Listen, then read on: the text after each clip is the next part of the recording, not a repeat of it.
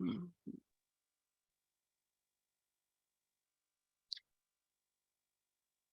Bueno, hola a todos, buenos días. Uy, Buenos días, doctora. hola, buenos días. Bueno, Buenos días, doctora. buenos días a todos. Acá estoy acomodando que... Perfecto, ahí estamos. Bueno, ¿cómo están? Buenos días. Bueno, para los que no estuvieron en el seminario del sábado pasado, en el webinar que hablamos de bacteriología forense, me voy a presentar. Mi nombre es Laura Rufinato, yo soy microbióloga. Vivo en la provincia de Córdoba, la ciudad de Villa María, en Argentina, y trabajo como docente para el Instituto Colbert y la Universidad Popular UCSIC, aquí en Argentina. Para el fin de semana pasado tuvimos un webinar que hablamos de bacteriología forense y hoy vamos a estar hablando de la micología forense, ¿sí? Otra rama de la microbiología que se encarga de estudiar los hongos y que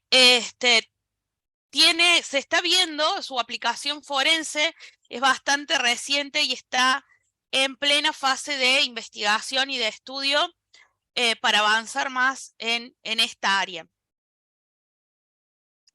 Tengo entendido que se está grabando el webinar, así que aquellos que no puedan participar de forma sincrónica pueden participar de forma sincrónica cuando dispongan del tiempo. Vamos a empezar entonces con el tema de hoy y cualquier consulta, cualquier duda que tengan, me pueden consultar a través del chat o abrir el micrófono y preguntar. Bueno.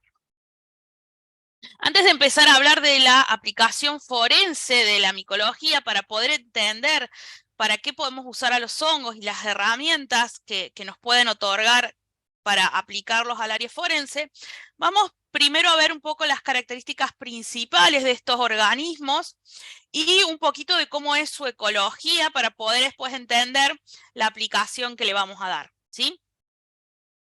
Los hongos son organismos eucariotas, ¿sí? Eso quiere decir que tienen células con el ADN y su material genético rodeadas por una membrana formando un núcleo, o sea, como las células nuestras, ¿sí? Pero no son, a diferencia, si bien son células eucariotas, difieren de las células vegetales y de las animales, ¿sí?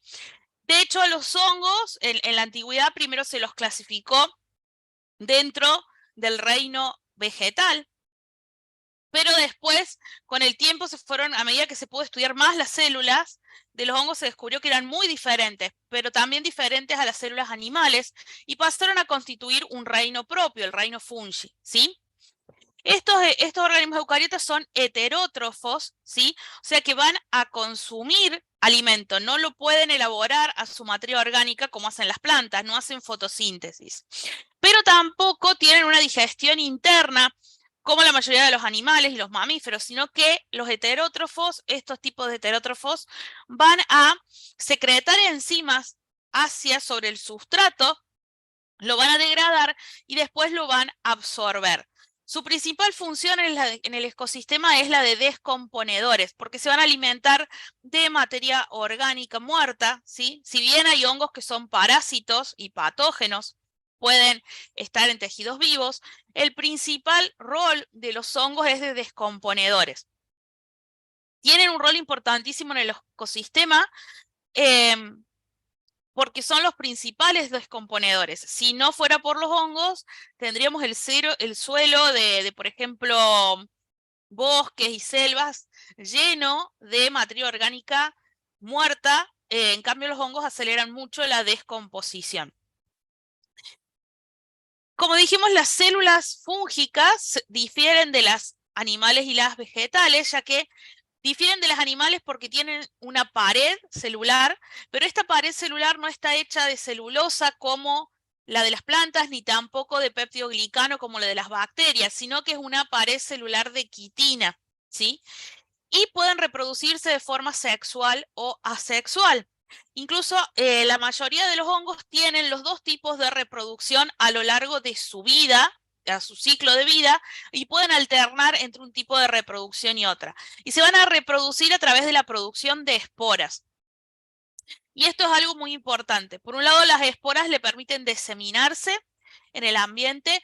Por otro lado, también son una cierta estructura con una cierta resistencia, o sea que una espora de un hongo puede quedar en el sustrato, en el suelo, en una superficie y germinar cuando se le dan las condiciones adecuadas para poder desarrollarse. Los hongos también pueden ser unicelulares, ¿sí? O pluricelulares. Pueden ser, algunos son microscópicos y otros desarrollan estructuras macroscópicas. Ya vamos a ver bien los tipos de hongos que tenemos.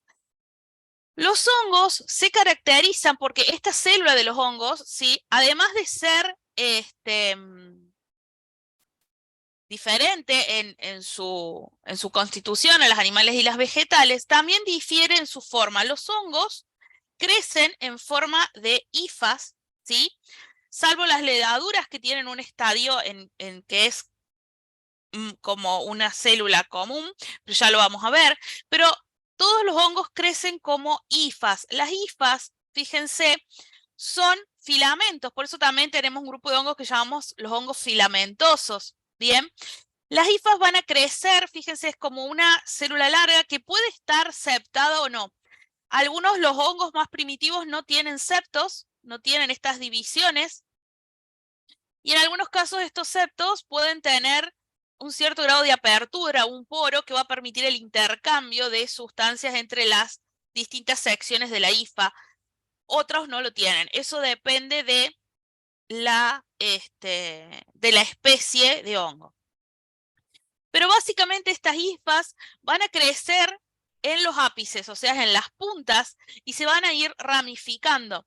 Y tienen la particularidad de crecer en forma circular, ¿sí? Ya vamos a observar entonces que los hongos crecen en forma circular y vamos a tener en el centro de la masa de hifas, que se llama micelio, ¿sí? A toda la masa de hifas que forma el hongo se lo llama micelio.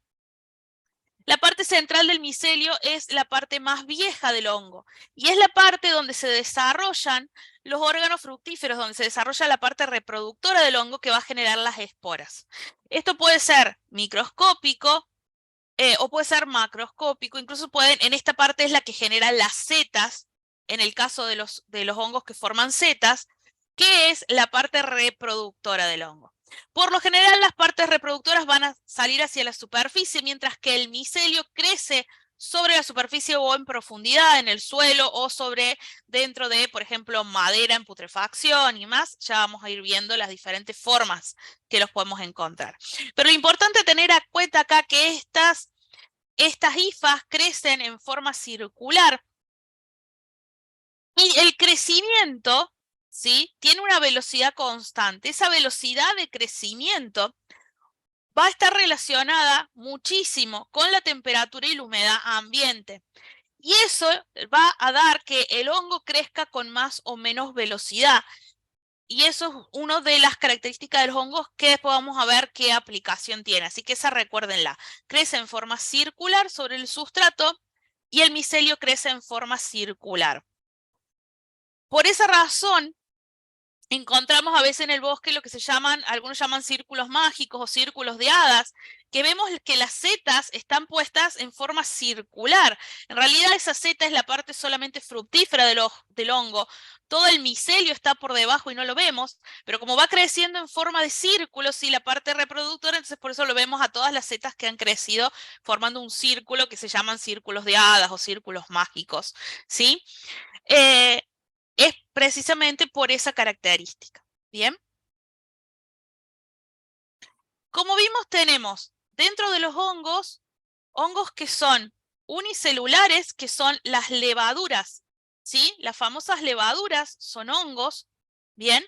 Van a tener las mismas características que que los hongos, solamente que fíjense, si las vemos al microscopio, las vemos como una forma redonda.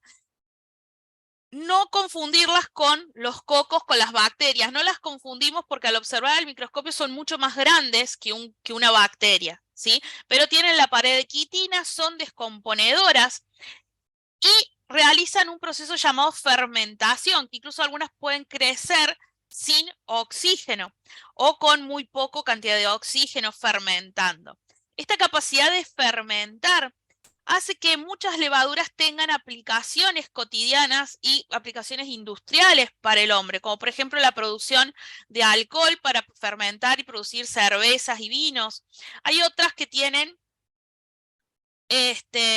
vida saprófita, o sea, vida libre en el ambiente, y algunas son partes de nuestra flora normal, de nuestra microbiota intestinal, vaginal, de la piel.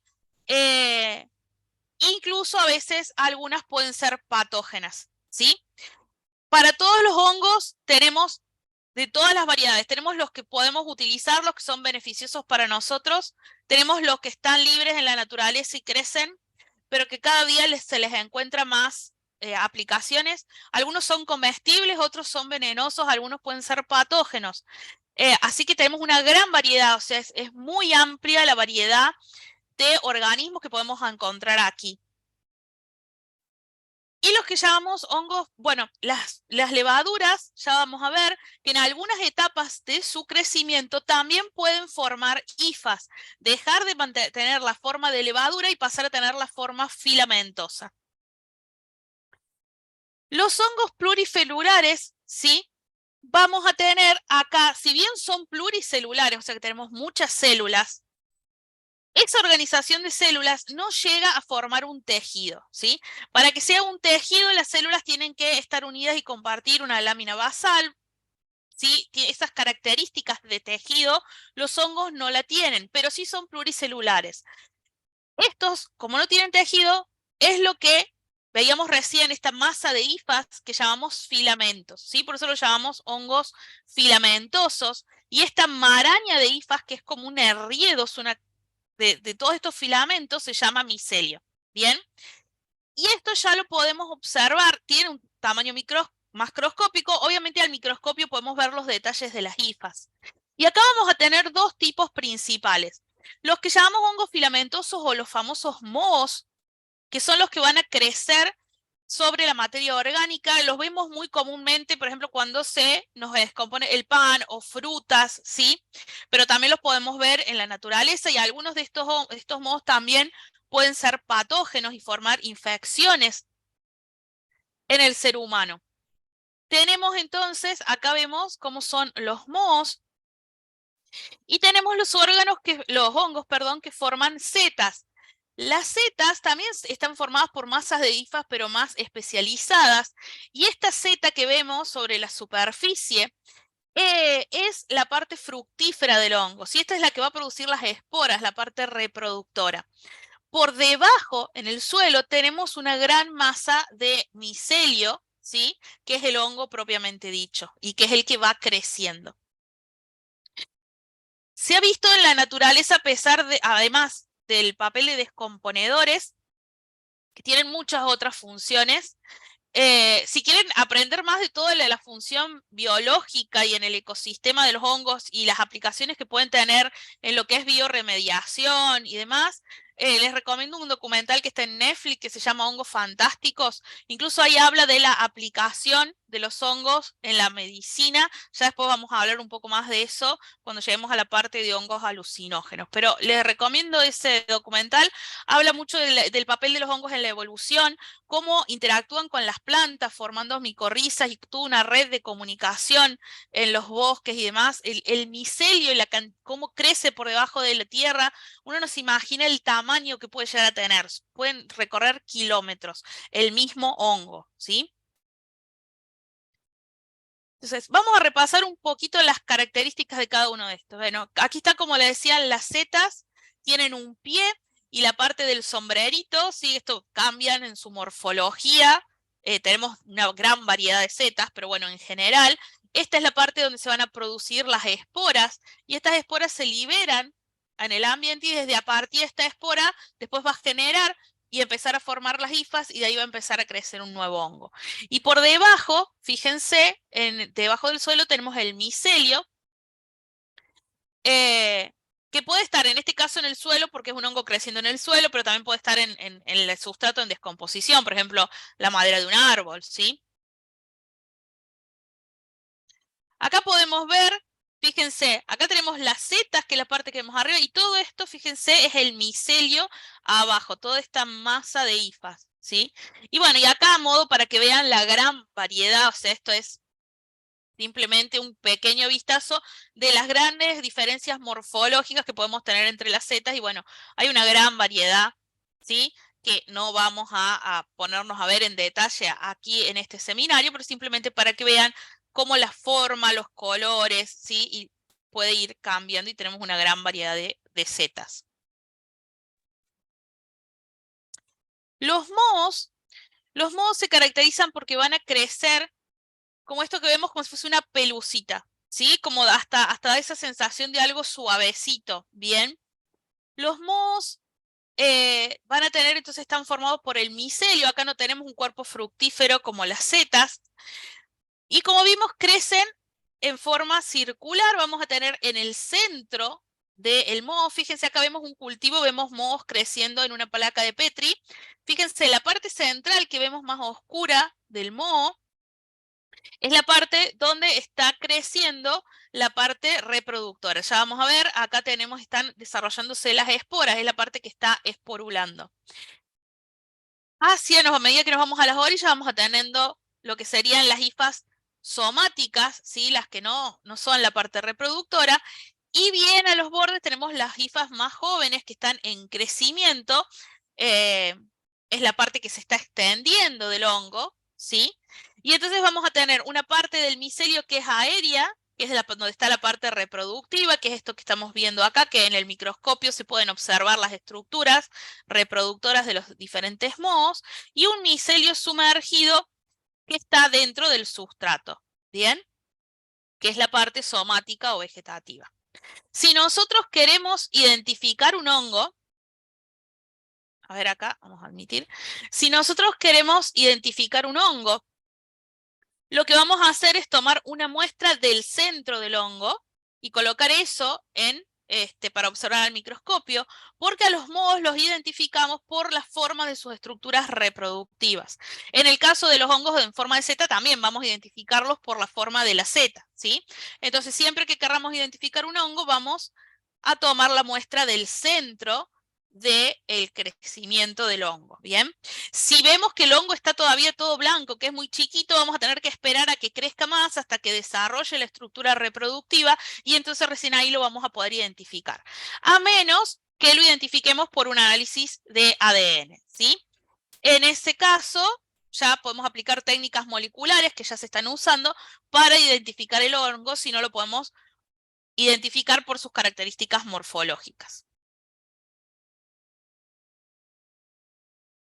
Vamos a ver como ejemplo algunos de los mohos más comunes que nos podemos encontrar que seguramente han visto. Fíjense, acá tenemos el Penicillium.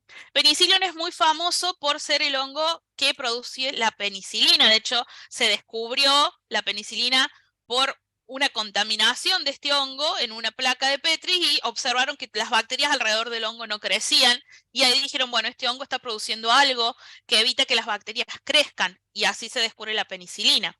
Acá tenemos, por supuesto, Penicillium sp, no estamos identificando una especie, sino el género.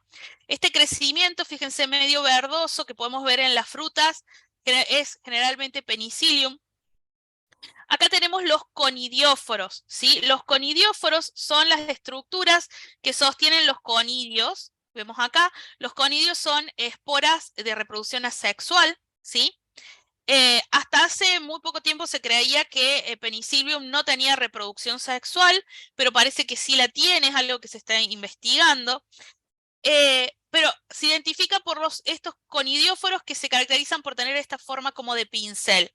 De acuerdo a la cantidad de divisiones, de ramificaciones que tienen los conidióforos y su morfología, se puede identificar incluso las distintas especies. Por supuesto, ahí ya requiere mucha experiencia del observador y tenemos las guías para la identificación que nos va diciendo, bueno, si vemos tantas ramificaciones, puede ser esta especie, y vamos viendo las distintas morfologías de estos pinceles, es lo que nos va a permitir identificarlo. Y acá vemos un cultivo en el laboratorio de Penicillium, fíjense las colonias de Penicillium, qué bonitas que son, y esta es la parte fructífera, sí, que hace como esta gota dorada, ¿sí? Los hongos en general son muy bonitos, verlos al microscopio, y también muchas veces las colonias que forman, por lo menos a los que nos gustan, a los que nos gustan los microorganismos. El otro que tenemos es Aspergillus. Aspergillus tiene un impacto muy importante, sobre todo en la economía, en la salud, porque produce micotoxinas, sobre todo las aflatoxinas, ¿sí? Que suelen aparecer en cereales muy comunes en el maní. De hecho, en el maní se le hace durante después de la cosecha del maní, se le hace un análisis de aflatoxina antes de que ingrese en la planta. Para no mezclar aquellos maní que tengan aflatoxina y los que sí tienen. Acá vemos el crecimiento de Aspergillus. Tenemos varias especies de Aspergillus que pueden crecer sobre el maní. Acá vemos un cultivo de un Aspergillus, si no especificamos qué especie. De nuevo vemos el crecimiento en círculos. Acá tenemos 3 colonias, ¿sí? Y fíjense las partes más oscuras y centrales, donde están los órganos reproductivos. Los conidióforos de los Aspergillus tienen esta forma como de cabecita, y vemos todos los conidios como formando los pelitos de esa cabeza. Acá también la forma de estos conidióforos y características particulares van a servirnos para identificar las especies. Pero nosotros, ya viendo esta estructura, sí sabemos que es un Aspergillus. Después, viendo detalles de si está aceptado, si la forma de la cabeza, si es más ovalada, si es más redonda, cómo están unidos los conidióforos, nos va a ir dando detalles para determinar la especie. Otro muy común que vemos crecer en casa es el Rhizopus. Fíjense, común en nuestras frutillas, este hongo que es esta como pelucita blanca, y cuando desarrolla la parte reproductiva, fíjense, aérea, fíjense la forma que tiene, observada acá con lupa, y si ya lo vemos en microscopio, esta es la forma de estos son esporangios. ¿Cuál es la diferencia? Que fíjense que en los otros teníamos los conidios por afuera. Acá es una membrana, como dentro de esta esfera están contenidas todas las esporas. Bien, entonces acá tenemos estas esporas dentro del esporangio, ¿sí? Los nombres de las esporas cambian, ¿sí? De acuerdo a la forma como están contenidas, a la forma que son liberadas, si son de reproducción sexual o asexual. Nosotros no vamos a ver en tanto detalle, ¿sí? Simplemente acá vemos la estructura y acá vemos el crecimiento del Rhizopus. Acá todavía no ha desarrollado este hongo las estructuras, los esporangios. Cuando lo hace se ven como todos puntitos negros en el centro de la placa, que es esto que estamos viendo acá en este crecimiento. ¿Sí? Por ejemplo, ven acá, por ejemplo, que se ve un poco más oscuro el hongo. Y el último que vamos a ver como ejemplo es uno que también lo vemos comúnmente en casa, que es el que uno produce podredumbre en la papa. Esta parte, cuando la papa se ablanda y empieza a tener olor, y si apretamos sale como un líquido. Bueno, esto generalmente es Fusarium, ¿sí? El Fusarium se caracteriza por tener estos conidios, o sea, acá estos no están agrupados en un conidióforo, sino que ya los vemos sueltos, y los llamamos macroconidios porque son grandes, que tienen como forma de media luna. De acuerdo al tamaño, la forma de la media luna, la cantidad de septos o tabiques que puede tener esta media luna, vamos a identificar las especies de Fusarium. Y acá vemos un crecimiento de Fusarium. Fíjense, acá estamos viendo la parte de arriba de la colonia. Acá en el centro es de donde tendríamos que sacar la muestra, que es la parte más vieja. Acá no se ve tan oscuras como en otros casos, pero se caracterizan Fusarium porque si damos vuelta a la placa, fíjense, acá vemos el crecimiento desde la parte de abajo. Esto es lo que está creciendo adentro del agar, que tiene este color rojo en algunas especies de Fusarium, o pueden tener otros colores, ¿sí? Estos son en general los mohos, ¿bien? Que estos son los que suelen tener más aplicación forense porque pueden estar creciendo sobre la piel de un cadáver, por ejemplo, y esta característica de que crezcan en círculo y que la velocidad de crecimiento esté regulada por la temperatura y la humedad, esto ya vamos a ver cómo lo podemos utilizar, estas características, para calcular un intervalo post-mortem. Y después tenemos las levaduras, ¿sí? Las levaduras se caracterizan porque cuando las vemos en una placa de Petri, a diferencia de una colonia bacteriana, tienen esta textura como cremosa, ¿sí?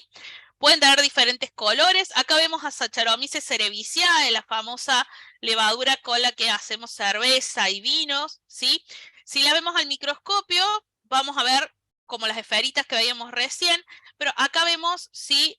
Los que se llaman basidiosporas, que es lo que produce la como estructura reproductora, las levaduras, ¿sí? Acá tenemos otra levadura que es la Rhodotorula. Rhodotorula produce pigmentos, hay levaduras que producen pigmentos, este es un caso de Rhodotorula, produce carotenos, así que a Rhodotorula puede ser patógena de algunas especies para el ser humano. Es muy ubicua, crece en un montón de lugares, incluso se las ha aislado de sedimentos marinos. También tiene función industrial para, pues se la está estudiando para producir a gran escala carotenos y después purificarlos.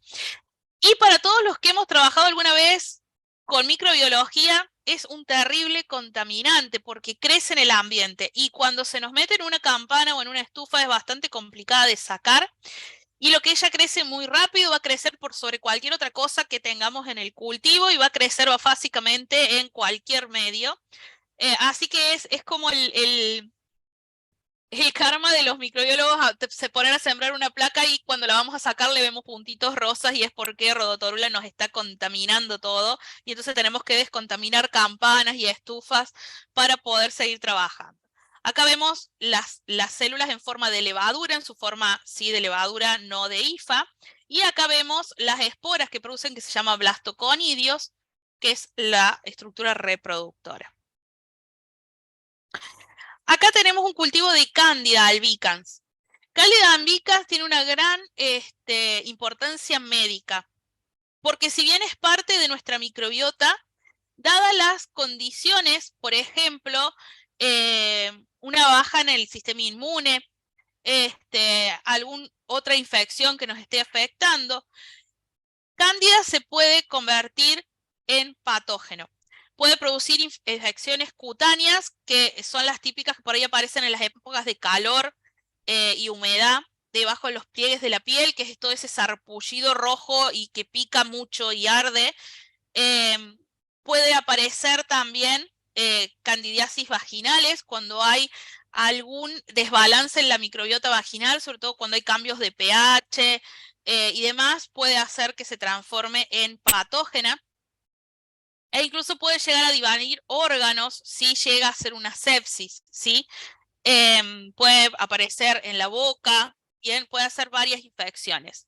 Lo que se caracteriza y se ha visto de Cándida es que cuando está en su forma de levadura, está en paz con nosotros, ¿sí? Estamos en simbiosis y no tenemos ningún problema. Ahora, cuando empieza a invadir y se transforma en patógena, pasa a su forma de hifa. Acá estamos viendo la transición, esto se llama pseudo-hifa porque estamos viendo cómo todavía tenemos la forma de levadura, pero se está transformando en hifa, y acá ya está completamente un micelio de hifas transformado, y esto ya está una cándida que nos invade por completo, ¿sí?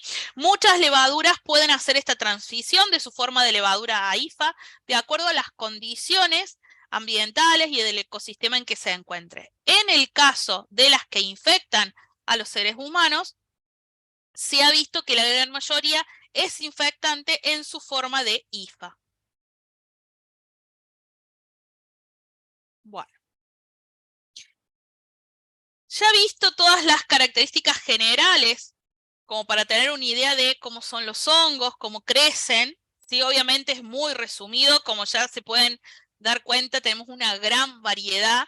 Es realmente un área muy fascinante de estudio de la microbiología, e incluso hay quienes se dedican solamente a estudiar las setas, otros estudian los mohos, otros las levaduras, porque es muy amplio. ¿Bien? Vamos a ver entonces ahora la aplicación forense, ¿sí? Lo que es la aplicación forense es relativamente nueva, ¿sí? Para el estudio forense, como esto está como avanzando, todavía no tenemos tantas bases de datos como sí tenemos, por ejemplo, para la entomología, que con los hongos se tendría que trabajar más o menos de manera similar. Por ejemplo, conocer los patrones de distribución geográfica de los hongos, ¿sí? Eso todavía no ha sido tan estudiado como en el caso de plantas, animales, insectos. Pero también estos organismos sí presentan distribuciones particulares y preferencias de hábitats, ¿sí? Cómo se dispersan generalmente por esporas, ya sea sexuales o asexuales,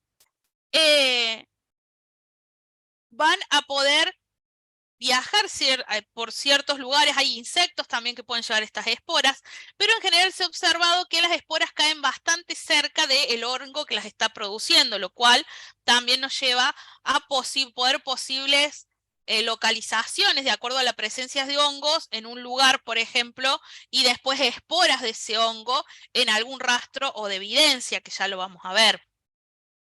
Son útiles las esporas también para la caracterización taxonómica, como ya vimos, y para determinar la especie. Se pueden dispersar de forma individual o en masa. Hay hongos que como que explotan y hacen una nube de esporas como si las escupieran. Hay otros que son diseminados por insectos, por las heces de los herbívoros, por las gotas de lluvia. Y hay incluso algunos, que por lo general son hongos acuáticos, que presentan esporas que tienen flagelos y tienen movilidad. Son algunas especies, sobre todo acuáticas. Entonces ya las esporas por sí solas las podemos usar como identificadores secundarios de un determinado lugar o saber que crecen asociados a una determinada especie de plantas. Entonces, eso es muy importante, también un dato a tener en cuenta. Todo lo que es la taxonomía de los hongos, o sea que sería la taxonomía, es la parte de la ciencia que va a tratar de explicar todos los sucesos que afectaron a un resto de un cadáver o de un organismo en el pasado, desde que fallece hasta que es encontrado esos restos. Se usa mucho en paleontología, pero también lo podemos aplicar a lo forense. Podemos estudiar la taxonomía del hongo cuando encontramos su espora en algún lugar y poder rastrearla a ver de dónde vino, ¿sí? Entonces podemos también utilizarlo como un elemento de localización. ¿Bien? Hasta muy recientemente, la micología solamente se usó como evidencia en casos criminales asociadas solamente a las funciones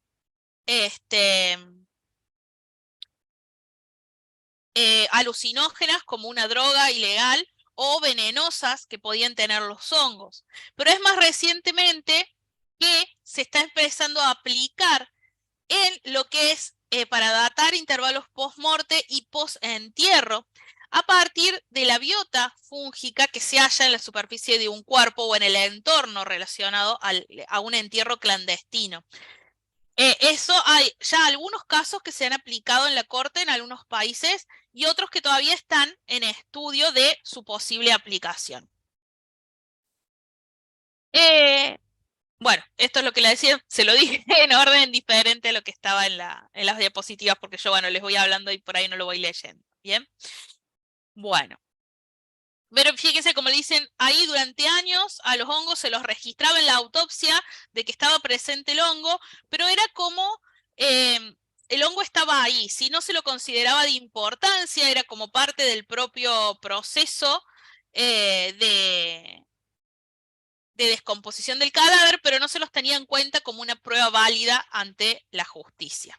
Bien, entonces el término microbiología forense es relativamente nuevo y vamos a estar aplicando a los hongos como evidencia para la resolución de un caso que requiere intervención judicial. Vamos a ir viendo ahora distintas situaciones en las que podemos aplicar los hongos. Sí. Vamos a empezar primero aplicando a los hongos como evidencia traza. ¿Bien? Evidencia traza es estos rastros que tenemos en muy poca cantidad. Y entonces las esporas de los hongos lo podemos incluir junto con otros elementos palinomórficos, ¿sí? Cuando hablamos de elementos palinomorfos, estamos hablando de estructuras microscópicas, por lo general menos de 500 micras, que pueden aparecer en los rastros. Y acá incluimos, por ejemplo, el polen, pequeños rastros de animales, ¿sí? Por ejemplo, las diatomeas, cuando estamos investigando cursos de agua o tierra cercana a un curso de agua. Y acá entonces, estos por lo general son los elementos palinomorfos más utilizados. Polen, porque el polen nos permite identificar la especie de planta, diatomeas y demás. Pero en esto también podemos incluir la espora de los hongos. Como ya dijimos, las esporas se pueden ser transportadas mediante el contacto con algún elemento, ¿sí? Entonces, por ejemplo, van a quedar pegadas, por ejemplo, en la ropa, tanto del perpetrador como de la víctima, en el calzado, y es un rastro que nos vamos a llevar. Y lo podemos usar, tenerlo en cuenta dentro de las consideraciones tafonomónicas, o sea, de ver, hacer el rastreo hacia atrás. Bueno, ¿a dónde estuvo esta persona si en su ropa tiene esta espora de este hongo? ¿A dónde encontramos este hongo? ¿Sí? Generalmente cualquier superficie puede considerarse fuente de estructuras que puedan ser palinomórficas. Las principales son el suelo, los sedimentos, a veces plásticos, telas, vegetación, son las que más se utilizan en las investigaciones criminales. Pero las esporas de los hongos van a proveer evidencias trazas en situaciones donde otras estructuras a veces son escasas o están ausentes, ¿sí? Y en los hongos nos pueden ayudar eso. A lo mejor no tenemos polen de la planta del área del bosque donde se dejó el cadáver, pero sí puede haber esporas del hongo que crece asociado a esa planta o que crece en ese material de descomposición en el suelo. La capacidad que tiene un hongo para desarrollarse va a depender de que exista un sustrato nutritivo adecuado en el que pueda crecer, va a depender del tipo de hongo que sustrato necesita, va a depender de la temperatura y de la humedad. Y estas dos cosas ya váyanlas teniendo en cuenta. Es muy importante que para poder usar los hongos como evidencia, a la hora de recolectar las pruebas, tengamos los datos de temperatura y humedad en los que se encontraba el cuerpo e incluso los datos históricos, después averiguar en el tiempo que se cree que lleva el cuerpo ahí, en un rango de tiempo, cómo fluctuaron la temperatura y la humedad, porque eso va después a determinar la velocidad de crecimiento del hongo. ¿Bien? Para poder encontrar especies de hongos para el estudio de campo, ¿qué vamos a usar? La vista para lo que se puede ver macroscópico, lupas de mano, y a veces incluso después se pueden ver en la autopsia si han crecido en alguna parte del cuerpo que a simple vista estaba oculta. ¿Bien? También es importante hacer muestreos del suelo y de la vegetación que está alrededor de un cuerpo cuando se lo encuentra o en un lugar donde se cree que un cuerpo estuvo enterrado. De allí también podemos obtener objetos palinomorfos que después vamos a comparar con esos objetos que vayamos a encontrar, por ejemplo, en ropa del perpetrador o de los sospechosos o de las víctimas, en calzado, y los tenemos como forma de comparación. ¿Bien? Incluso cuando a veces encontramos especies que son muy únicas o raras, más nos sirven todavía como evidencia probatoria, porque un hongo que es muy ubicuo y está en todas partes, va a ser un poco difícil de probar porque lo puedo haber encontrado en cualquier lugar. Pero un hongo muy específico de un hábitat va a ser esa evidencia mucho más fuerte. ¿Bien? En lo que es la literatura en general, existen todavía pocos ejemplos donde se informe la utilización de hongo como rastro de evidencia de una escena del crimen. Pero tenemos algunos casos, vamos a ver algunos casos, ¿sí? Por ejemplo, tenemos en lo que es en Reino Unido, un caso donde se estudia el homicidio de una mujer. El cuerpo de esta mujer se arrojó en una mata de ortigas, ¿sí? El nombre de la especie de la ortiga es Urtica dioica, y se sabe que esta planta puede estar asociada hasta con 92 especies de hongos. De estas 92 especies, unos 17 se conocen por tener una relación casi exclusiva con esta planta.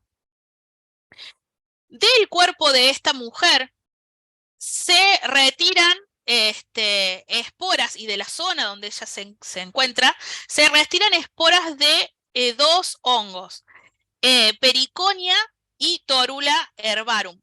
Bien, estos hongos se encuentran, estas esporas de estos hongos se encuentran en los rastros palinológicos que se habían encontrado en la escena del crimen, y después también se los encuentra en el coche del sospechoso.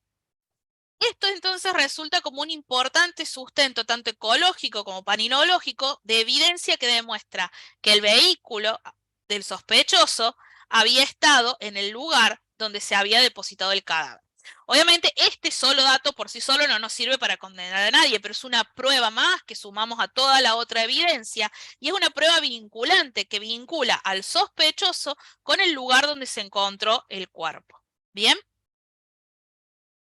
Acá vemos entonces, bueno, tenemos acá la mata de ortiga y acá vemos las esporas de Periconia y las de Torula herbarum, ¿sí?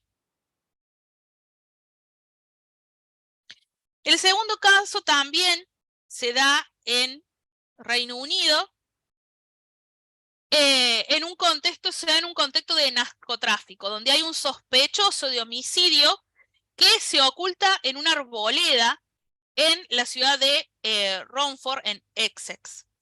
Acá se encuentra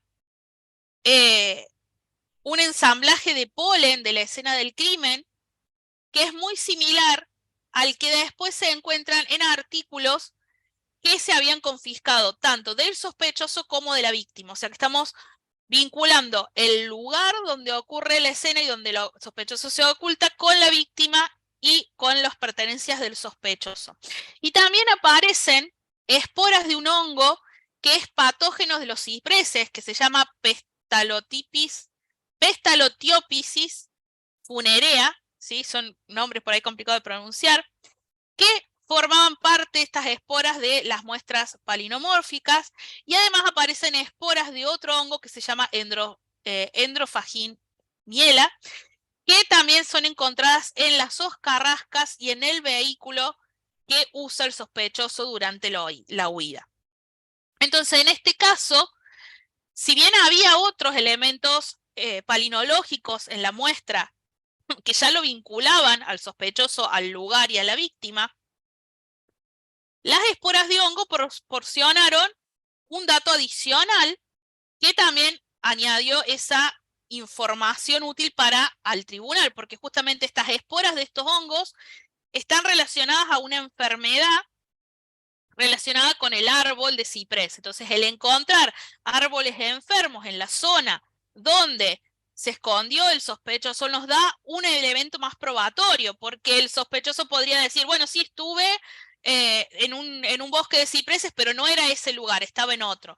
Entonces, si a los rastros del ciprés además le agregamos las esporas de la planta enferma y encontramos en el lugar plantas infectadas, todavía le estamos agregando un elemento probatorio más. ¿Bien?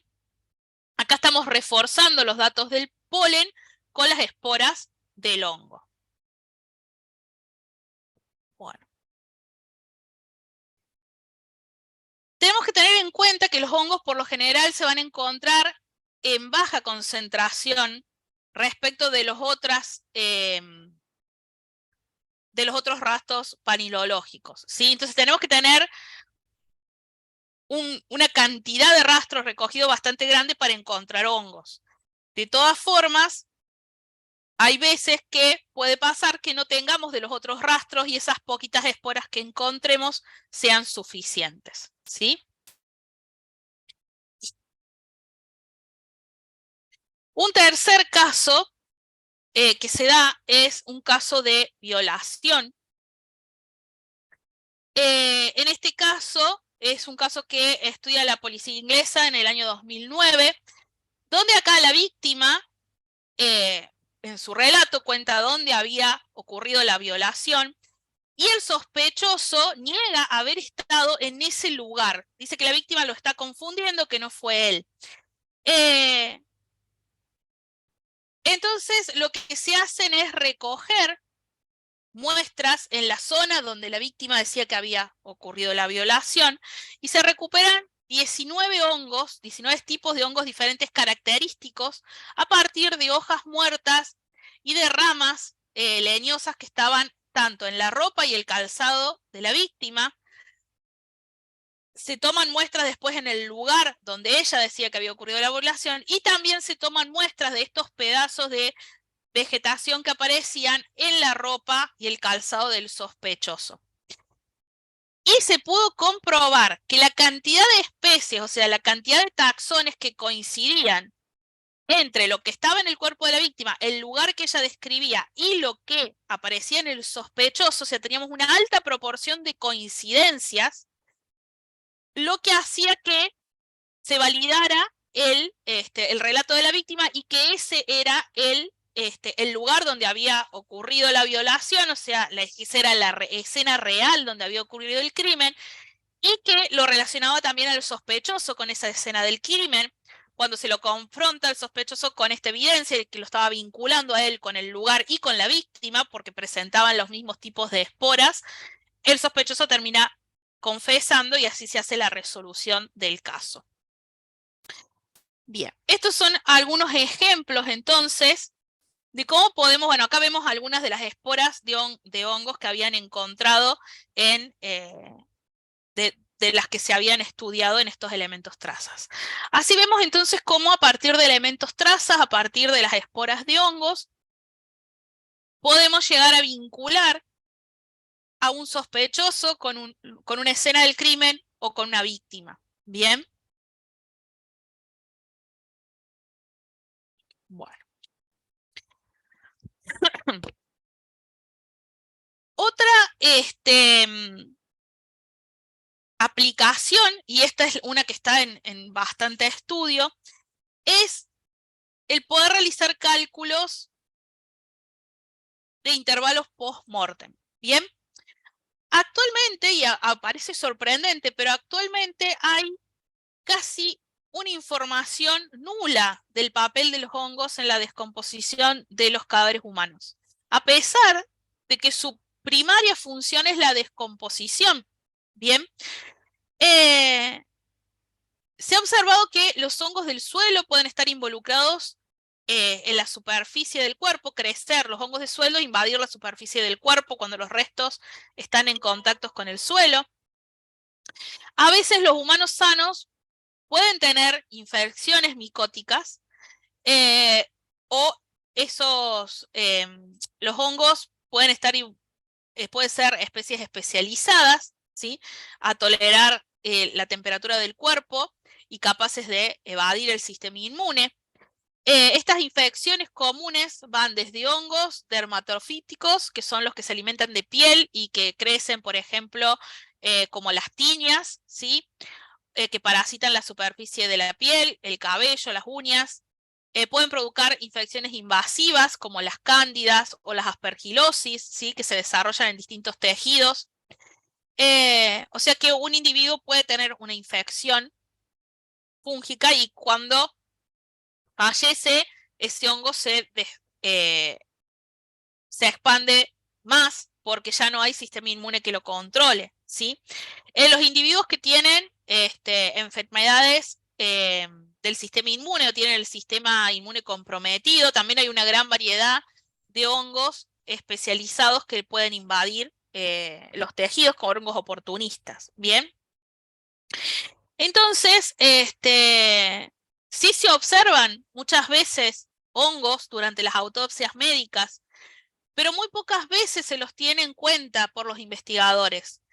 Hasta el momento los estudios indican que siempre se tratan estos organismos como sin relevancia médica, que solo están colonizando la superficie del cadáver como descomponedores después de la muerte, pero podrían tener información patológica y forense muy importante. Hay estudios que se empezaron a hacer, por ejemplo, por Sakudo y Knight, en 2004 empezaron a investigar el crecimiento fúngico, observaron un crecimiento de hongos muy extensos después de 6 semanas de ocurrido el deceso, ¿sí? Hay otros ejemplos documentados por Dolinak en 2005, donde documentaron desarrollo de hongos después de meses en un cadáver embalsamado. O sea, fíjense, al estar embalsamado no creció ningún otro tipo de bacteria, ni se descompuso por las vías normales, pero después de meses los hongos empezaron a crecer. Pero si bien están estos estudios que reportan el crecimiento de los hongos, no se han identificado ni a nivel de género, ni considerado como una herramienta forense, ¿sí? Acá vemos en estas imágenes cómo puede haber crecimiento de hongos. Fíjense acá vemos colonias de Aspergillus creciendo en el abdomen, la piel abdominal de un cadáver. Acá vemos, fíjense, ya no tenemos carne ni piel, es solo el hueso y vemos un crecimiento de hongos sobre el hueso.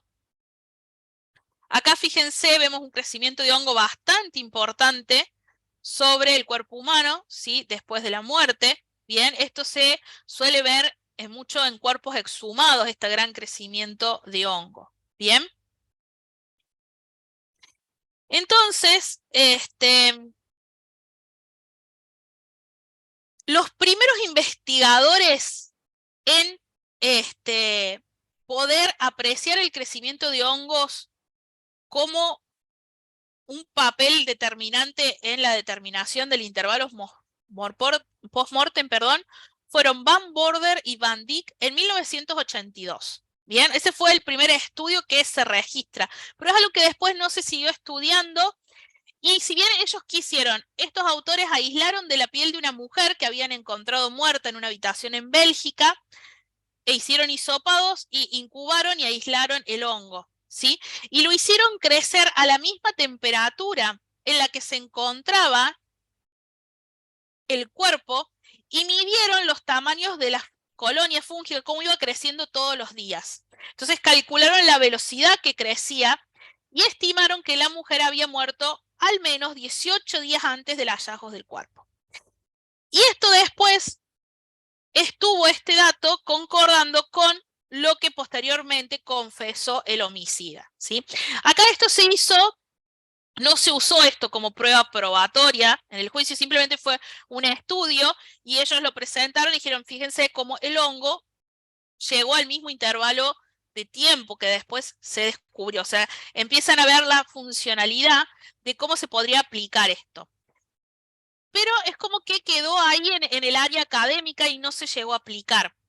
Más adelante empiezan a aparecer otros trabajos, como el de Ishii en 2006, que empiezan a informar crecimientos de hongos en la superficie de cuerpos momificados, que se habían encontrado en una casa abandonada, y bien restos esqueléticos cubiertos de hongos en un bosque. Hay casos donde se empiezan a incorporar los hongos como evidencia forense, y fíjense entonces que acá podemos aplicar a los hongos. Lo que nos está faltando acá es estudio de base, porque hasta ahora, ¿qué tenemos? O sea, tomamos las muestras del cadáver y tenemos que hacer crecer el hongo a la misma temperatura en la que se encontraba para ver la tasa de la velocidad con la que crece. No contamos, como por ejemplo con las larvas de mosca, donde ya tenemos tablas, donde fijamos la especie y ya tenemos tablas que nos dice, bueno, a qué temperatura, por ejemplo, Lucilia, qué tiempo tarda de pasar de un estado larval al otro en su metamorfosis. Eso es lo que nos estaría faltando en el área de micología, poder determinar esta sucesión cadavérica de los hongos, como en los insectos, y tener este tipo de investigaciones, de realmente investigar, decir, bueno, ¿qué hongos crecen en el cuerpo? ¿Cuánto tiempo? ¿Con qué velocidad de crecimiento tienen en la superficie del cuerpo humano? cómo los condiciona la temperatura y la humedad, y eso es lo que en los últimos años se ha empezado a investigar más. El estudio de las colonias fúngicas en los cadáveres y asociados a ello, entonces nos puede dar una indicación del tiempo de muerte, ¿bien? Entonces, la confidencialidad, o sea, la especificidad de este dato de la estimación utilizando los hongos va a depender mucho del método de almacenamiento del cuerpo, de la disponibilidad de datos como la temperatura y la humedad en el sitio donde se encontró el cadáver, porque eso es después lo que vamos a tener que usar. Vamos a hacer crecer al hongo en esas mismas condiciones para ver su velocidad de crecimiento, ¿sí? También tenemos que considerar que a veces la tasa de crecimiento en un cultivo artificial, en un medio artificial en el laboratorio, puede discrepar de la velocidad de crecimiento sobre el tejido humano. O sea que eso también es otra área de investigación que necesita desarrollarse, poder hacer pruebas y ver, bueno, con qué velocidad crece el hongo bajo diferentes condiciones de humedad y temperatura en un tejido humano o usando modelos animales que después se puedan extrapolar. Muy similar a lo que se haría con la entomología, pero aplicado a los hongos, viendo cada especie, qué especies pueden aparecer, en qué hábitat y con qué velocidad crecen.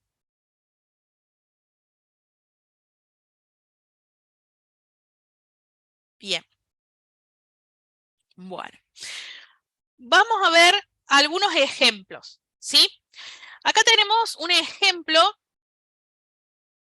de un individuo japonés que en realidad aparece muerto en el fondo de un pozo de unos 6 metros de profundidad en el jardín de su casa, ¿sí? La casa de este individuo se encontraba en la prefectura de Tochigi, en Japón, en el oeste de Japón, y acá teníamos una temperatura media de 18 grados y una máxima de 27, con una máxima de 27 y una mínima de 8, ¿bien? En el cadáver observan politraumatismos, hay rotura de fémur, de cadera, de cuito y de radio, de ambas manos. Y la piel, hay una parte que está cubierta, sumergida, y una parte la parte que está expuesta, que no está sumergida, está cubierta por hongos filamentosos. Entonces se toma una muestra de la superficie del cadáver, usando hisopos estériles, y se siembran en medios de cultivo específicos para hongos filamentosos. También se le agrega cloranfenicol a 50 partes por millón para evitar el crecimiento de contaminación bacteriana. O sea, queremos que solamente crezca el hongo. Y se mide la temperatura media en el pozo donde se encontró el cadáver. Entonces vamos a cultivar el hongo. Se cultiva el hongo de dos formas diferentes. Por un lado se lo cultiva a 25 grados centígrados, que es la condición ideal para que crezca bien, para que desarrolle las estructuras reproductoras, la parte fructífera del hongo, y eso lo vamos a usar para identificar, se usa para identificar las especies de hongo. Y por otro lado, otra muestra se la cultiva a 10 grados, que es la temperatura media que se registra en el pozo, para hacer un seguimiento de cómo crece el hongo y con qué velocidad en las condiciones en las que se encuentra el cadáver. ¿Y qué se aísla de acá? Se consiguen aislar, identificar dos especies de hongos filamentosos. Por un lado, Aspergillus terrus, y por otro lado, una especie de Penicillium. Ambas especies, cuando se las encuentran, estaban en el estado inicial de esporulación, lo que indicaba que el individuo debía fallecer entre 10 y 12 días antes de haber sido encontrado el cadáver. Esto después también se puede corroborar con otros datos de la investigación, ¿sí? Entonces, esta es una forma de identificar un intervalo post-mortem. Cuando no tenemos otras opciones, acá dadas las condiciones del pozo, no teníamos, por ejemplo, mucha evidencia entomológica, o sea, las otras evidencias para determinar el intervalo post-mortem no estaban presentes, y entonces lo pudimos determinar un intervalo post-mortem mucho más preciso del que hubiéramos obtenido solamente con los datos de la autopsia, estudiando el crecimiento del hongo. Como no se tienen tablas para poder comparar y decir, bueno, esta especie crece con esta velocidad, ¿qué hubo que hacer? Hacer crecer el hongo en las mismas condiciones que se encontraba el cuerpo en el pozo. ¿Bien?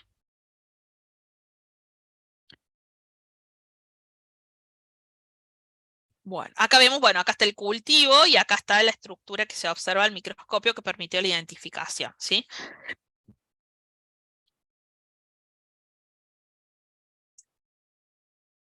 Otro caso, en este caso que vamos a ver, acá no se utiliza para determinar intervalo post-mortem, pero sí para determinar la posición en la que si el cadáver había sido movido o no. Fíjense, en este caso aparecen restos cadavéricos que ya están esqueletizados casi en su totalidad.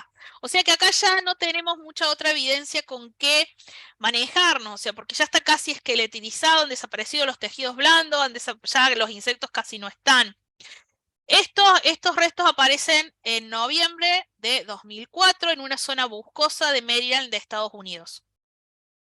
Muy cerca del cadáver aparece en el suelo una cuerda que está colgada en la rama de un árbol a unos 2.8 metros de altura más o menos.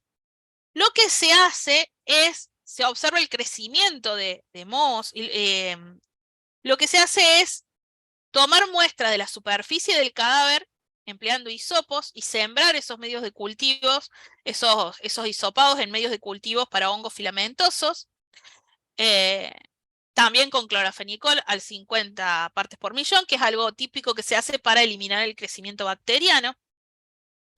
Y se lo incuban, se toman muestras del cuerpo, también se hisopa la soga que se había encontrado.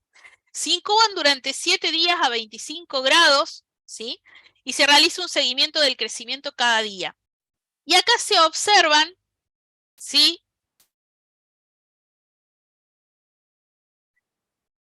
Que tenemos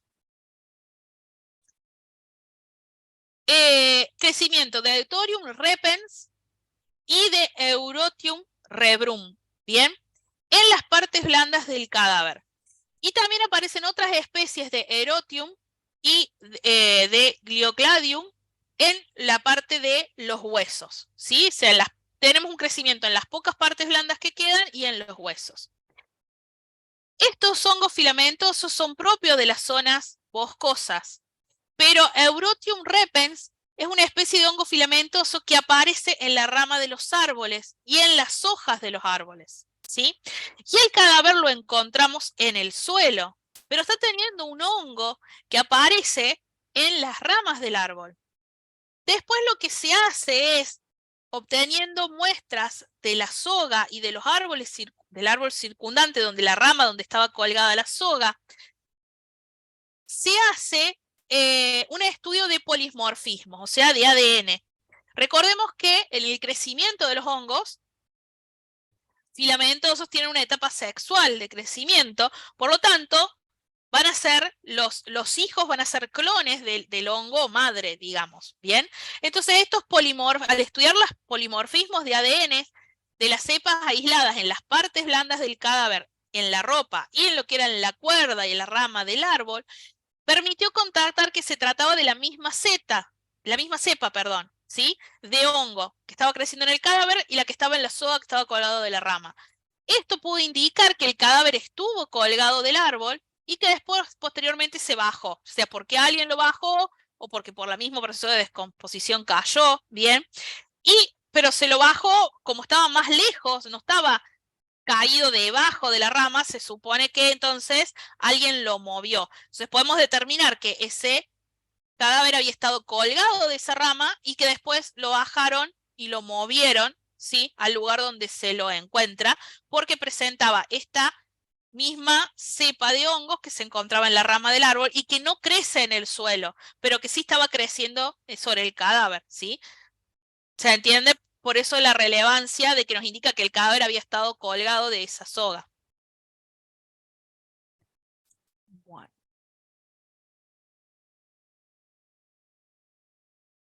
Bien. Otra, aplicación que podemos encontrar es, fíjense que nos dice hongos localizadores de tumbas. Bien. El entierro de cadáveres en un ambiente natural o seminatural es muy frecuente cuando se intenta ocultar la evidencia de la muerte, la evidencia de un crimen. Y entonces es muy importante tener habilidad para encontrar tumbas clandestinas. Y esta es una parte del proceso de investigación muy importante, incluso porque a veces si el sospechoso ve que se está acercando la policía, a veces pueden mover el cuerpo y entonces es muy importante identificar si alguna vez hubo enterrado un cadáver en ese suelo o por las características que observamos en el suelo, si hay un cadáver enterrado allí, porque no podemos estar cavando a ciegas por todos lados. Bien. El primer estudio experimental en el que se intenta comprobar los cambios en las comunidades de hongos en el suelo en respuesta a la composición de un cadáver, aparece, lo publica Parkinson y sus colaboradores en 2009, donde expusieron que tenían una muestra control donde vieron el crecimiento de hongos en ese cadáver y después, o sea, una muestra control de suelo, perdón, donde no había cadáver, y vieron las especies de hongos que tenían allí, y después tomaron muestras de suelo de debajo de un cadáver.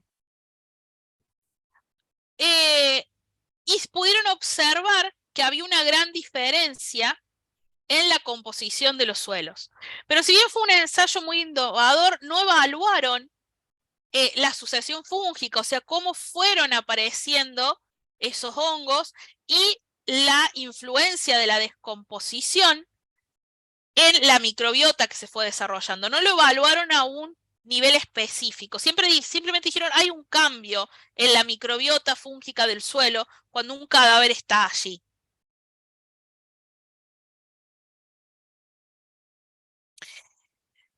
Antes de este trabajo, se había realizado otro trabajo por Carver y Tibet en 2003, que estos sí realizaron ensayos en los suelos de bosques donde simularon que se aportaban compuestos nitrogenados, ¿sí? O sea, no pusieron un cadáver a descomponer, pero aportaron compuestos nitrogenados en la misma proporción que un cuerpo humano en descomposición aportaría al suelo. Y observaron los cambios que ocurrían. Y acá sí observaron la sucesión. Ellos pudieron diferenciar dos grandes grupos de hongos bastante heterogéneos durante la sucesión de cómo iban apareciendo hongos. Y ellos los agruparon en dos grupos. Hongos del nitrógeno, aquellos que aparecían en la parte temprana de la descomposición, por eso era cuando había más composición, o sea, eran los hongos que crecían atraídos por el nitrógeno que iba aumentando en el suelo. Acá aparecían, bueno, hongos imperfectos, que es una clasificación para hongos a los que todavía no se le ha descubierto una reproducción sexual, ascomicetes, basidiomicetes, que estos esporulaban. Lo importante de que todos estos hongos de los nitrógenos esporulaban entre 1 y 10 meses después de que se incorporaba el nitrógeno al suelo. Entonces, si la aparición de estos hongos podía indicar que hacía desde 1 mes a 10 meses que allí había un cadáver enterrado. Y después detectaron un segundo grupo de hongos que llamaron hongos de la posputrefacción. Estos son los que aparecen en una etapa tardía, los que ya están más asociados a la esqueletización de los restos. Y estos van a esporular entre 1 y 4 años después de que hubo un aporte de nitrógeno al suelo. Bien. Acá ellos concluyeron que los hongos tenían un importante potencial para detectar lugares de entierro. En la actualidad, hay una amplia discusión, esto está muy discutido, es algo que está en pleno estudio, acerca de la aplicación que esto puede tener en la detección de tumbas clandestinas. Porque en realidad hay muy poco número de casos que sustentan esta evidencia. no necesariamente porque la evidencia no es válida, sino porque no hay estudios que lo sustenten. Y la identificación de especies que hacen los autores, tampoco tenemos con qué compararlo, o sea que habría que realizar más estudios en esta área. Por otro lado, sí los hongos pueden ser indicadores de alteraciones en la escena del crimen, ¿sí? Porque cuando vemos ramas y demás donde los hongos crecen allí, ¿esto por qué? Porque los hongos tienen algo que se llama geotropismo, igual que las plantas. Los hongos crecen influenciados por la gravedad. ¿Vieron alguna vez una planta que se haya caído la maceta y la planta el tronco hace como una curva y empieza a volver a crecer hacia arriba? Bueno, los hongos hacen lo mismo. Los hongos de setas, ¿sí? Crece el pie del hongo en forma vertical y el sombrerito en forma horizontal al suelo. Si por alguna razón ese hongo, la rama donde está se cae, la hoja donde está se cae, el hongo va a sufrir una deformación, se va a alterar y va a tender a tomar de nuevo, fíjense, a ir hacia arriba. Y esto puede ser evidencia de que en una zona de entierro ha sido movida, porque vemos estos hongos creciendo de forma deforme, quiere decir que estaban creciendo en una posición y de repente se los movió y tuvieron que empezar a crecer en otra dirección. Y esto se ha utilizado,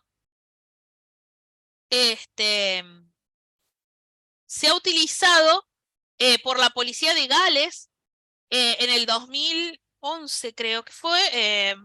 Bueno, el 2011 es el artículo que lo publica, no sé si caso fue en el 2011 o fue antes, ¿sí?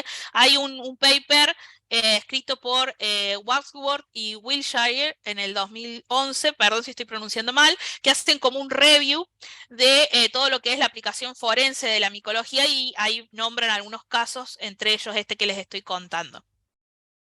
Lo que ocurre es que la policía de Gales recibe una denuncia de que se observaban restos enterrados en un lugar.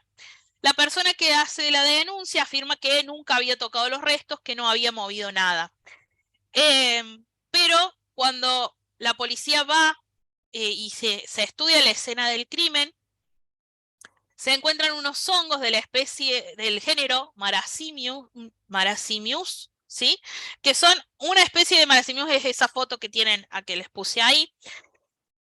Y se observan que estos hongos justamente tenían esta deformación de los esporóforos, esta formación del pie del hongo. Y esto entonces lo usan para desestimar el testimonio de la persona que había identificado la tumba, de que supuestamente estaba intacta y de que nunca se la había movido. Porque esto indicaba que esas ramas que estaban creciendo sobre las tumbas donde crecía el hongo habían sido movidas, ¿sí? Como ven, esta es un área que todavía está en plena investigación, en bastante discusión. El tiempo es un factor muy crítico a la hora de poder emplear estos datos como evidencia en las investigaciones. Acá se necesitan más experimentos para llevar a cabo, para evaluar el tiempo que requiere la reorientación del hongo, para poder determinar cuánto tiempo hace que se movió o en esa tumba. Bien. Aquí particularmente en Argentina hay un grupo de investigación que desde 2011 está estudiando la micología forense. Inicia estas investigaciones en el Instituto de Botánica Carlos Spegazzini en la Universidad Nacional de La Plata en conjunto con CONICET. Y el objetivo general que se plantean los investigadores es determinar intervalos post-mortem a partir de los hongos que se hallan en cadáveres y conocer intervalos post-entierro a partir de la biota fúngica del suelo en fosas clandestinas, ¿sí? Se han hecho estudios hasta ahora en lo que es el intervalo post-mortem, el grupo de Tranchida, la doctora Tranchida, y Centeno y Cabello también son los investigadores principales, pero tienen, por supuesto, todo su grupo de investigación. Han publicado estudios en intervalo post-mortem, basándose, por ejemplo, en un cuerpo que se había hallado después de 24 días de habérselo reportado desaparecido en un descampado en la provincia de Buenos Aires. Cuando se halla el cuerpo, había aspectos de la vegetación, se toman muestras de la vegetación, se toman los datos climáticos y también se ve las diferentes composiciones específicas de la biota fúngica entre muestras de suelos tomadas debajo del cadáver y el sitio control. Y esto permitieron identificar distintas especies y la diferencia que había en microbiota. Acá no les puse la lista ni las tablas de especies, pero bueno, marcan una gran lista de diferencias en cuanto a la composición de especies en la muestra debajo de un cadáver y las muestras control. Esto, si bien no se usa como elemento probatorio, sí lo usaron, lo están empezando a hacer como material de investigación para poder ver y llegar a una conclusión de decir, bueno, estas especies aparecen siempre cuando hay un cadáver. Pero para llegar a esa conclusión necesitamos realmente hacer varios estudios y que el resultado se repita. Esto es un inicio, ¿sí? Ya se empieza a ver esa diferencia. Y coincide un poco con los resultados que les hablaba obtenidos por Tibet y Carter en 2003, esto de hablar de los denominados hongos del nitrógeno y los post-putrefacción, ¿sí? También se han hecho investigaciones estudiando los hongos asociados a cuerpos en descomposición y el intervalo post-mortem. Se ha empezado a estudiar, este grupo de investigación está estudiando la diversidad de hongos sobre cuerpos con diferentes intervalos post-mortem para ver cómo varía con el tiempo la composición fúngica. Bueno, están haciendo bastantes estudios y avances en esta área. Bien. Hasta ahora es uno de los equipos, es el único en Argentina que se aboca a la micología forense, al estudio de la micología como forense. Para el momento que yo leo el artículo donde están estos papers que estamos hablando, hasta 2018, 2019, no había todavía en Latinoamérica otro equipo que se especializara en microbiología forense.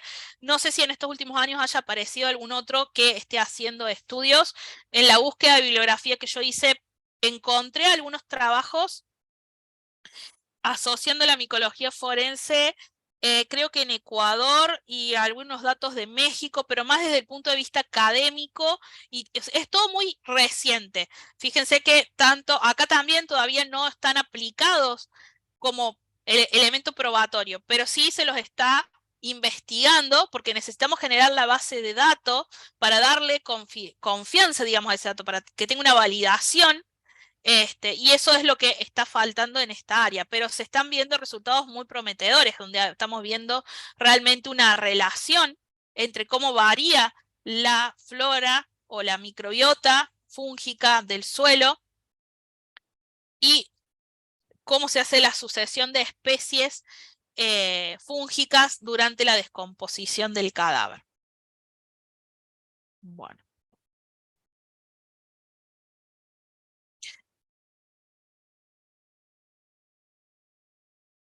Bueno, y acá también, esto lo puse porque, bueno, también a veces los hongos nos pueden dar falsos datos. Acá vemos un caso que se dio en Alemania, donde la gente denuncia la posible existencia de un cadáver, porque había un olor muy fuerte putrefacto. Entonces, esto ocurre en Dresde, en Alemania. La policía acude con perros, con equipos de búsqueda y después de un largo rato de búsqueda, de un tiempo de rastrillaje, no se encuentra nada. Pero sí se encuentra un ejemplar de este hongo que vemos acá, que se llama Phallus impudicus, por obvias razones, por la forma fálica que tiene el hongo. Y este hongo se caracteriza por producir un olor muy nauseabundo, un olor putrefacto, porque él utiliza para atraer insectos y esos insectos después van a esparcir sus esporas. Y en realidad era la presencia de este hongo la que estaba causando el mal olor, no había ningún cadáver en descomposición. Así que estos también, bueno, los hongos a veces pueden darnos pistas falsas, ¿sí? Bueno. Y como ya vimos, una de las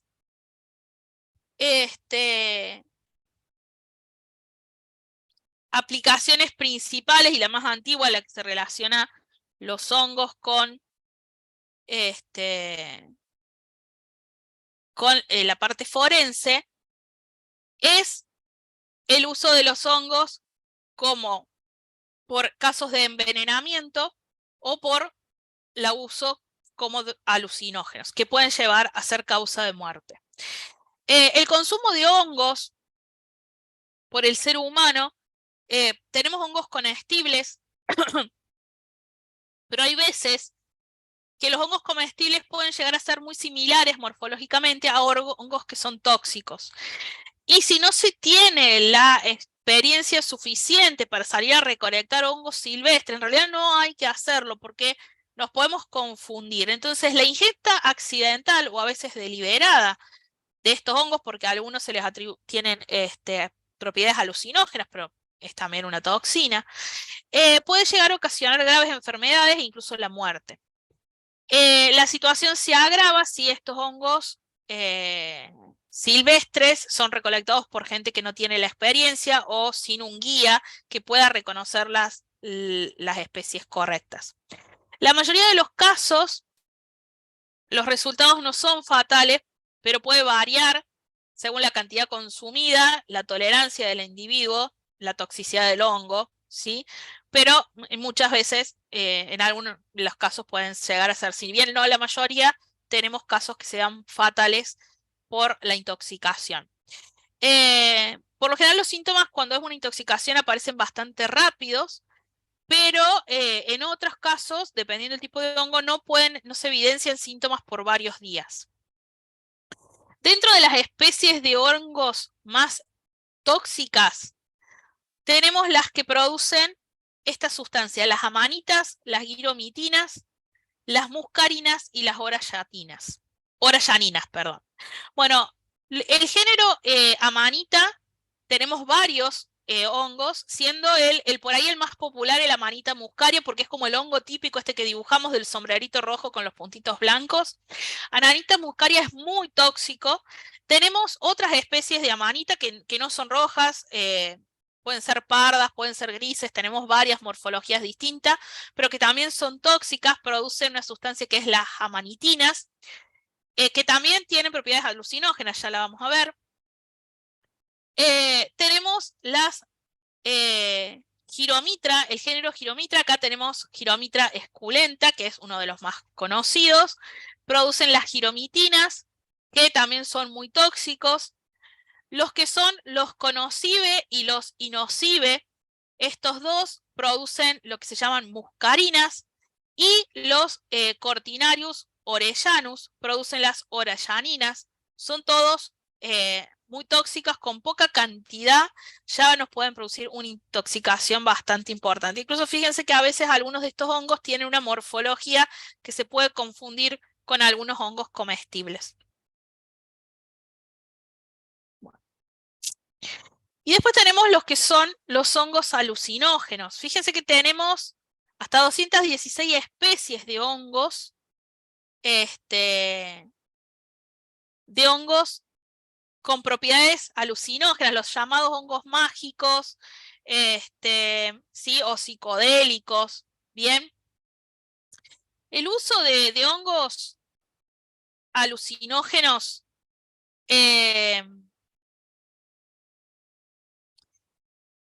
o también neurotrópicos, ¿sí? Psicoactivos, tienen raíces en la antigüedad, tanto en el viejo mundo como en el nuevo mundo, usados generalmente en rituales religiosos, ¿sí? Por estas propiedades psicotrópicas que derivan en, bueno, esta creencia de expansión de la mente o de que estamos viendo realidades alternativas. En realidad estamos teniendo un efecto alucinógeno, ¿bien? Desde 1971, en todos los países que son parte de los convenios de la ONU, el uso de sustancias psicotrópicas que derivan de hongos está controlado por la legislación. El uso y la posesión de hongos que producen drogas como la psilocibina, la psilocina o las amanitas son ilegales. De los hongos que poseen sustancias neurotrópicas, los géneros psilocibe y amanita son los más conocidos y los más buscados.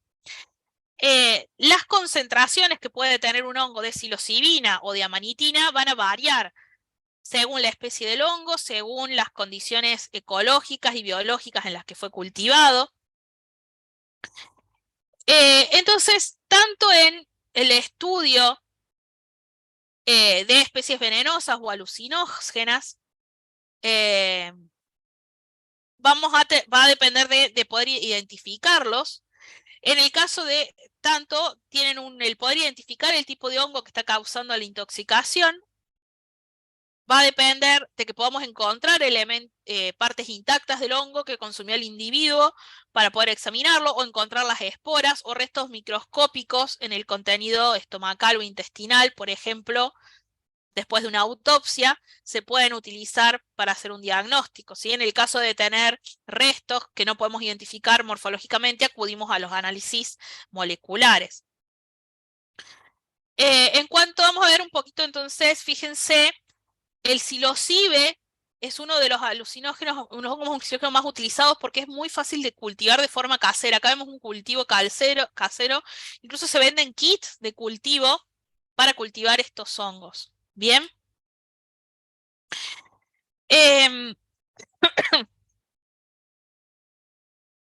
Vamos a tener entonces cómo se consumen estos hongos. En los últimos años, lo que es el uso recreativo de los hongos alucinógenos se ha convertido en un problema social bastante importante. Se ha vuelto muy popular su consumo al punto de llegar a hacerlo común en fiestas de bodas, cumpleaños. El consumir, por ejemplo, galletitas o chocolates con hongos alucinógenos, también galletitas con marihuana. Con la marihuana está pasando lo mismo, a veces se mezclan los dos. Entonces, ¿cómo se comercializan estos famosos hongos mágicos? Pueden comercializarse las setas frescas, que pueden ser, está bien, recolectadas a campo o obtenidas a partir del cultivo. El que se dedica a vender estas sustancias las cultiva en su casa.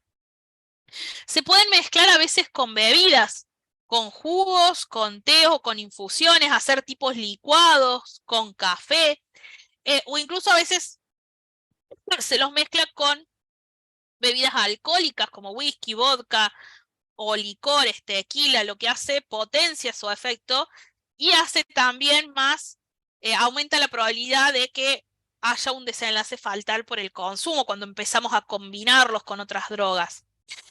También pueden formar partes de alimentos como sopas, tortillas, pizzas, galletitas. También se pueden hervir, se hierven los hongos para que liberen los componentes tóxicos y después en esa agua se cocinan alimentos como arroz, por ejemplo.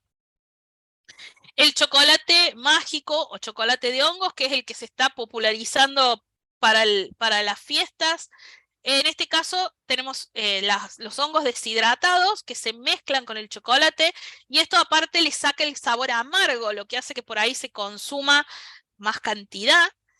Recordemos que cuando estamos usando el hongo así no podemos tampoco medir exactamente la concentración del alucinógeno que va a tener, porque va a variar de acuerdo a cada hongo y incluso las condiciones de cultivo, la cantidad de alucinógeno que puede tener. Entonces no tenemos una buena dosificación, lo que puede llevar también a un consumo de una cantidad que pueda tener un desenlace fatal, una sobredosis. También se los puede mezclar con cannabis, lo cual potencia su efecto.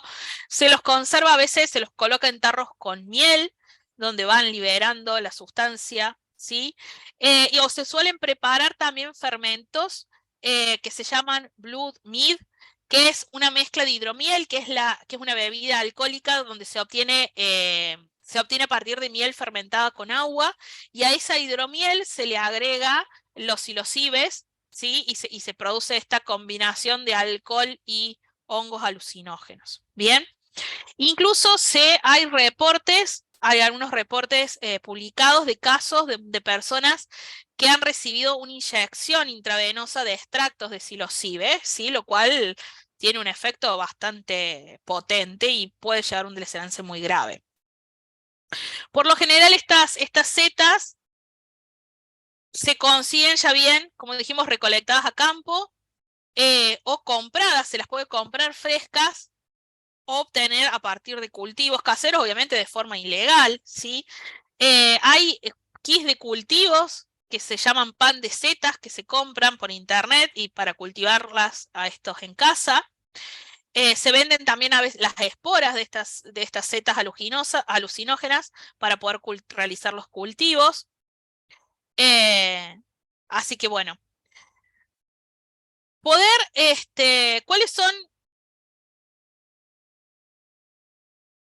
¿Cómo podemos identificarlos de forma forense? O sea, ¿cuáles son los síntomas que van a tener estos hongos y a qué pueden llevar? ¿Por qué pueden llevar a la muerte? Bueno, básicamente las intoxicaciones fatales por la ingesta de la seta aluginosa como una sobredosis es muy poco frecuente.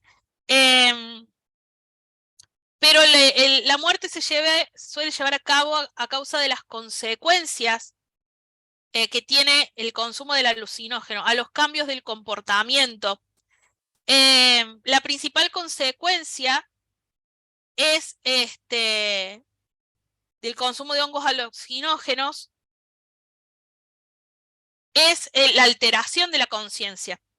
Entonces, y el poder sufrir alucinaciones visuales, auditivas, se puede generar un estado de paranoia.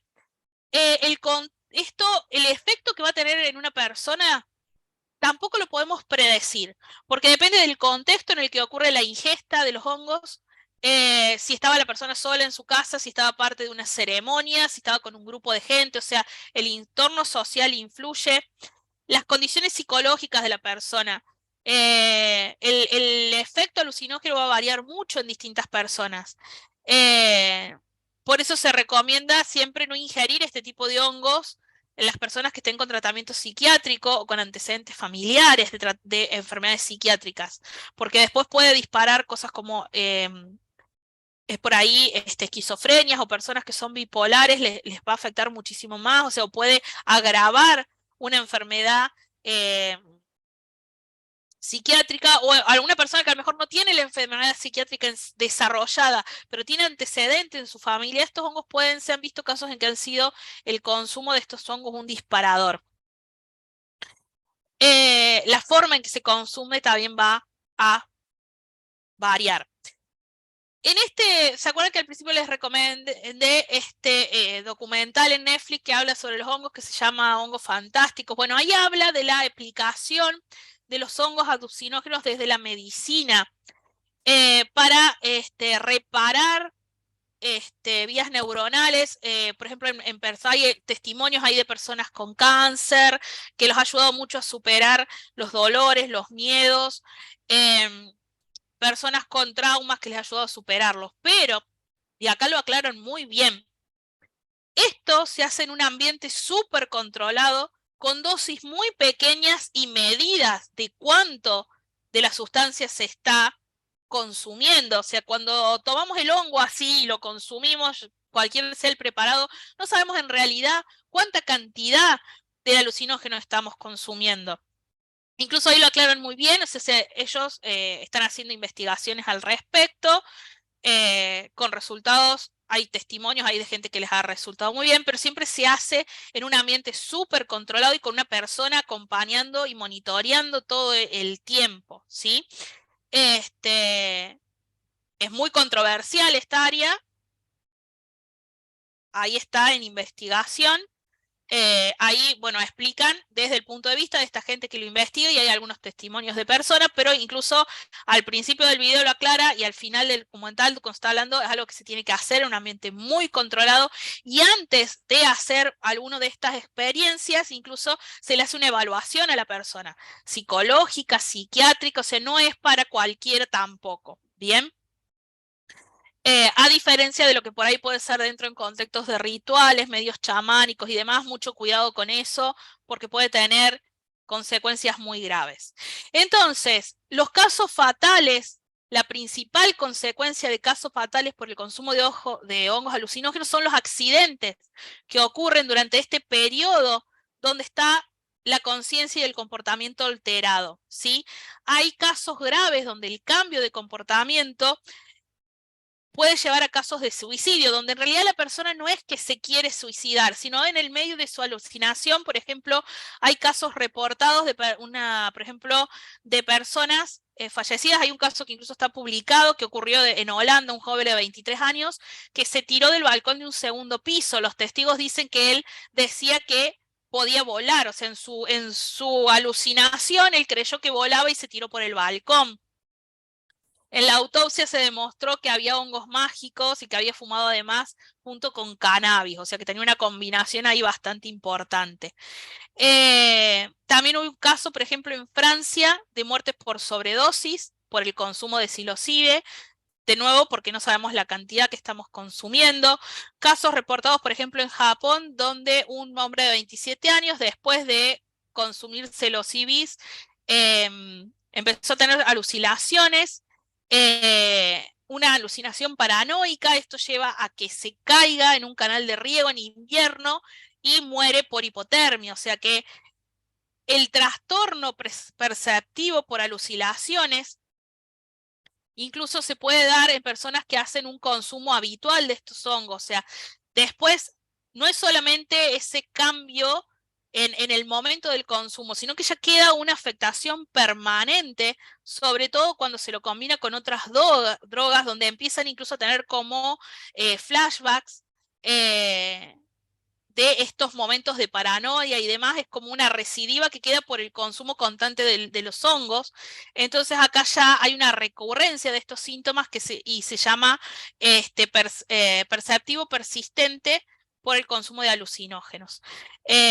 Hay casos reportados en personas con consumos de no solo, bueno, uno de los casos reportados es un hombre que consumía psilocibe, pero también hashish y alcohol, o sea, tenía una combinación importante y bastante seguido, y desarrolló una desmielinización cerebral, o sea, se perdió la mielina que recubre los axones de las neuronas, que es básicamente, imagínense como el cable, la parte plástica que recubre al cobre, o sea, lo que evita que hagamos cortocircuito, bueno, que evita que nuestras neuronas hagan cortocircuito, o sea, que se alteró su función de conducción nerviosa totalmente. A este hombre, bueno, se lo consigue recuperar con un tratamiento con corticoides, ¿sí? Pero es un efecto de este consumo excesivo, ¿sí? Prolongado de estos alucinógenos, ¿bien? Y así hay muchos casos reportados. ¿Cómo los vamos a estudiar entonces en un caso de un allanamiento? Bueno, ¿cómo vamos a estudiar y poder evaluarlos como evidencia probatoria, identificar que son hongos alucinógenos? Bueno, por un lado, para identificar el material que se confisca por la policía, si tenemos pedazos de hongos suficientemente grandes o hongos enteros, podemos hacer un estudio macroscópico y microscópico, morfológico, y utilizar esto para poder identificarlo. Incluso se puede usar microscopía electrónica, pero bueno, ya es una técnica mucho más avanzada, que es raro que se utilice en algo rutinario como una identificación policial, ¿bien? Pero por lo general, si el material está dañado, por ejemplo, acá en la foto vemos un allanamiento que esto fue hace poco tiempo, la Policía Federal Argentina allana un departamento donde habían dos mujeres que vendían estos hongos, y entonces fíjense, tenemos hongos, estos son psilocibes, que se pueden ver enteros. Estos los podemos analizar morfológicamente, se lleva la muestra para que un micólogo los analice. También encontraron, estos son termómetros digitales para controlar temperatura y humedad. Esto, fíjense, es un recipiente que se usaba como germinador para los hongos, para el cultivo. Y bueno, después había otros, bueno, celulares, dinero, bueno, balanzas de precisión, pero también tenemos acá, por ejemplo, esta aparición de polvos, que en realidad no podemos saber qué es lo que hay ahí, si es el hongo disecado o qué es lo que tenemos. Entonces, en este caso vamos a recurrir a pruebas químicas, como las cromatografías de gases o líquidas, ¿sí? Electroforesis capilar, dependiendo lo que querramos identificar, la técnica que vamos a usar. Y en casos también se puede llegar a recurrir a análisis moleculares para analizar, como ahora ya tenemos bases de datos, esto es algo que se ha empezado a utilizar en los últimos años, podemos hacer una prueba de análisis forense del ADN procedente de los hongos y con ellos identificar su especie buscando en las bases de datos, ¿sí? Esto también se ha empezado a utilizar como prueba probatoria en los tribunales, ¿bien? Viendo las variaciones en las secuencias de nucleótidos y demás. Para esto se usan las técnicas de secuenciamiento y de reacción de cadena de la polimerasa. Bueno, acá Eileen Salazar levantó la mano. Tiene... Mi doc, recuerde que se nos cierra la sala. Quedan Sí, poquitos ya minutos. estamos terminando. Estamos terminando, ya terminamos. Bueno, entonces, para cerrar, que justamente esta es la última diapositiva. ¿Cómo estamos en la situación actual con la micología? ¿Sí? La micología, entonces, como ya vimos, tiene todas las aplicaciones posibles de las que hemos hablado y en este momento lo que necesitamos es un mayor bases de datos en esta área de disciplina, mayor investigación. También necesitamos que estén preparados los peritos y el personal policial que se encargan de tomar las muestras para que sepan qué datos tomar a la hora de tomar estas muestras de hongos para poder después analizarlos, como las temperaturas, la humedad, ¿sí? La ubicación en la que estaba el hongo, o sea, porque todos estos datos van a requerir después requerirse para hacer el estudio. Entonces necesitamos personal capacitado en el área de micología, tanto a la hora de tomar las muestras, como después quien haga los análisis. ¿Bien? Ahí resumimos entonces en el listado las distintas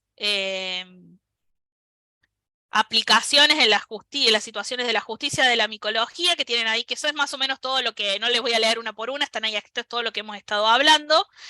A nivel mundial, poco a poco se van realizando tareas de investigación para poder proporcionar información adicional a las causas judiciales a partir de la micología. Así que hay que obtener más datos reales con la experimentación en este campo, que es la tarea de prioridad hoy en día de los grupos de investigación, para después este esfuerzo en conjunto de investigadores lleve a que la micología forense se pueda transformar en una herramienta sólida y bien establecida para poder resolver casos, sobre todo casos complejos cuando no tenemos otras herramientas. Así que bueno, eso es todo lo que yo tenía para contarles de esta área muy nueva y muy en desarrollo. No sé si tienen alguna consulta que quieren hacer en estos minutitos que nos quedan. Espero que les haya interesado el tema. Es un área que está en pleno desarrollo, así que para todos los que estén en el área de investigación, es un área muy interesante.